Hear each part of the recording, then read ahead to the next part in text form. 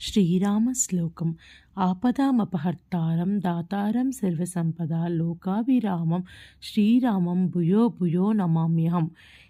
అంటే కష్టాలను గట్టెక్కించే కరుణామూర్తి, మనకు వచ్చిన ఆపదలను తొలగించి శాంతిని సుఖాన్ని ప్రసాదించే పరంధాముడు ఆ శ్రీరామచంద్రుడు. సుఖశాంతులు ఆయురారోగ్యాలే కదా ఆయన మనకిచ్చే సంపదలు. ఆపత్కాలంలో ఈ శ్లోకాన్ని జపిస్తే అన్ని బాధలు తొలగిపోతాయని అందరి నమ్మకం. అటువంటి మహిమాన్వితమైన ఈ శ్రీరామచంద్రుడి శ్లోకం ఎప్పుడు మనం తలుచుకుందామో.